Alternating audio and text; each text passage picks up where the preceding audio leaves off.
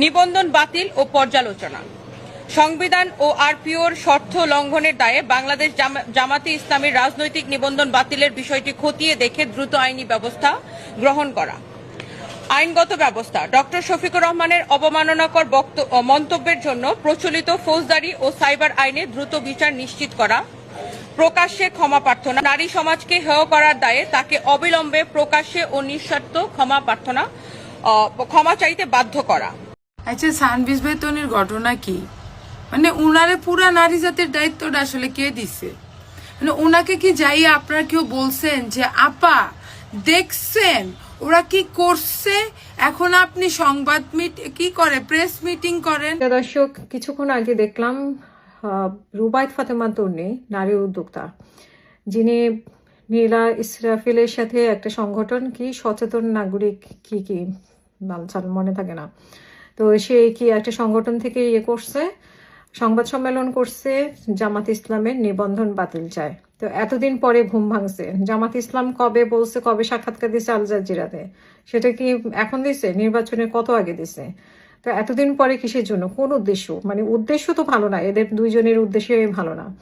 এই নীলা ইসরাফিল তার উদ্দেশ্য ভালো না, এই তন্নি তার উদ্দেশ্য ভালো না। চাচ্ছিলাম ফুল রেস্টে চলে যেতে, কিন্তু তনিয়াফার প্রেস ব্রিফিং দেখে মনে হলো না কিছু একটা কইয়াই। আফা, সবার আগে কমু কি জানেন? পেট ভর্তি অশিক্ষা আর পকেট ভর্তি টাকা, এটা খুব বাজে কম্বিনেশন। এখন আসি আসল কথায়। আপনি নিজে যেটা করবেন না সেটা অন্যকে কেন বলেন? সাইবার বুলিং নিয়ে না আপনি প্রেস ব্রিফিং করলেন। সাইবার বুলিং এই অনলাইনে সবার আগে কে শুরু করছিল? আপনি কি ভুলে গিয়েছেন আপা? তাহলে আপনি একটু ঘাটটা ঘুরান, মনে করেন। একটা কথা আছে না, যার যোগ্যতা নেই আপনার পায়ের জুতার দিকে তাকায় কথা বলার, সে যখন আপনার চোখের দিকে তাকায় কথা বলবে তাহলে অবশ্যই বুঝে নেবেন তার পিছনে কোনো লম্বা কালো হাত জড়িত আছে। সে কারণে তো সে দুঃসাহস করেছে আপনাকে নিয়ে কথা বলা।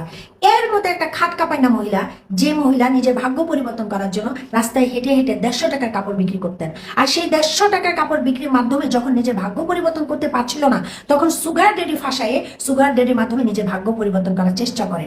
আর কাপড় বিক্রির নাম দিয়ে লাইভে এসে কাপড় খুলে নিজের শরীর প্রদর্শন করে যে মহিলা সমাজে নিজের পরিচিতি অর্জন করে, সে কিনা আমাদের সমাজের সবচেয়ে উচ্চ মাধ্যমে সম্মানী ব্যক্তিকে নিয়ে সংবাদ সম্মেলন করে, তাকে নিয়ে কথা বলে, তার নিবন্ধন বাতিল করার প্রশ্ন তোলে। কত বড় দুঃসাহস হলে এর মতো একটা খাট কাপাইনা মহিলা আমিরে জামাতকে নিয়ে সংবাদ সম্মেলন করে, আর সেই সংবাদ সম্মেলনে বাংলাদেশের উঁচু মাধ্যম গণমাধ্যমগুলো অংশগ্রহণ করে। তাতে বোঝা যায় আমাদের সমাজটা কতটা অধপতনের দিকে চলে গিয়েছে।